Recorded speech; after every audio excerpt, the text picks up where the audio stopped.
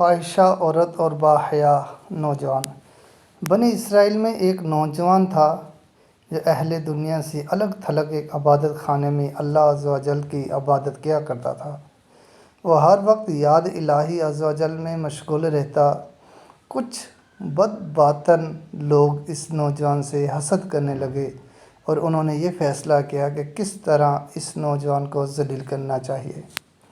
بہرحال حاسدین کی وہ جماعت ہر وقت اس عابد زاہد نوجوان کو ذلیل کرنے کی فکر میں سرگرداں رہنے لگی۔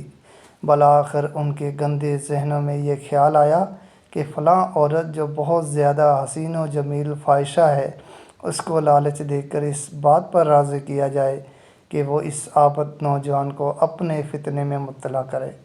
چنانچہ ان بدبختوں کی وہ جماعت اس فاحشہ عورت کے پاس آئی اور کہا، اگر تو اس نوجوان کو اپنے فتنے میں مبتلا کر دے تو ہم تجھے مالا مال کر دیں گے۔ ہمیں امید ہے کہ تم اسے رسوا ذلیل کر سکتی ہے۔ چنانچہ وہ فاحشہ عورت اس فعل مذموم کے لیے تیار ہو گئی اور ایک رات سے اس نوجوان کی عبادت خانے کی طرف چل لی۔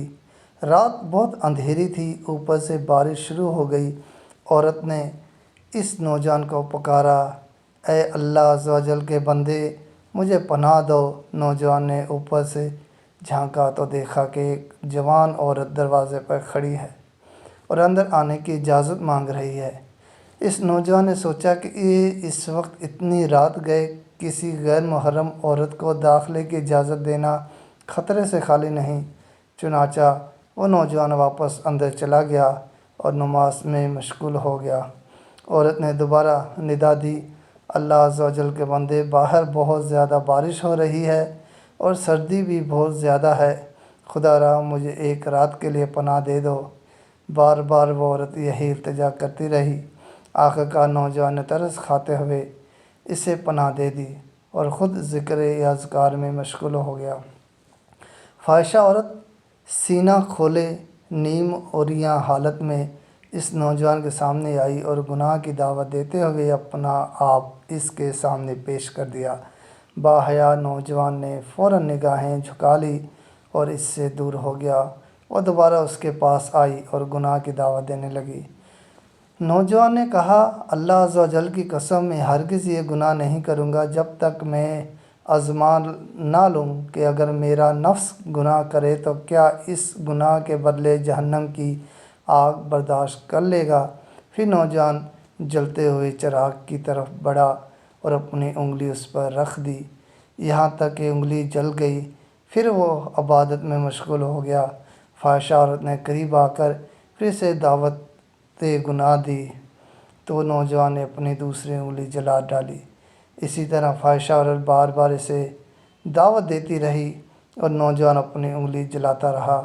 بالآخر اس پاک دامن متقی پرہیزگار نوجوان نے اپنی ساری انگلیاں جلا ڈالی، لیکن غیر محرم عورت کی طرف نگاہ اٹھا کر بھی نہ دیکھا اور اپنی عزت کی حفاظت کرتا رہا۔ جب اس عورت نے یہ صورتحال دیکھی، اس نوجوان نے ایک گناہ سے بچنے کے لیے اپنی ساری انگلیاں جلا دی ہیں، تو چیخ ماری اور تڑپ تڑپ کر مر گئی۔ 100,000 آفرین نوجوان پر جو اللہ عز و جل کے خوف سے ایسے وقت میں گناہ سے باز رہا جب ارتکاب گناہ سے اسے کوئی چیز مانع نہیں تھی۔ جنہیں اللہ عز و جل کا خوف ہوتا ہے وہ ہر حال میں، چاہے خلوت ہو یا جلوت، اللہ عز و جل سے ڈرتے رہتے ہیں اور گناہ کی طرف راغب نہیں ہوتے۔ اس نوجوان نے اپنی انگلیاں تو جلا ڈالی، لیکن ایک نظر بھی اس فاحشہ پر ڈالنا گوارا نہ کی۔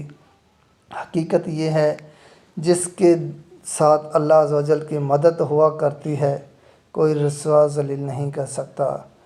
جسے اللہ عز و جل توفیق عطا فرماتا ہے، وہ گناہ سے بچنے کی راہیں نکال لیتا ہے۔ حاسدین نے تو خوف کوشش کی کہ کس طرح اس نوجوان کو ذلیل کریں، لیکن جیسے اللہ عز و جل عزت دے، اسے کون ذلیل کر سکتا ہے۔ اس قادر مطلق عز و جل کے سامنے کسی کی کیا مجال، وہ جسے چاہے عزت دے، جسے چاہے ذلیل کرے۔ وہ جسے بلند کرنا چاہے اسے کوئی پست نہیں کر سکتا۔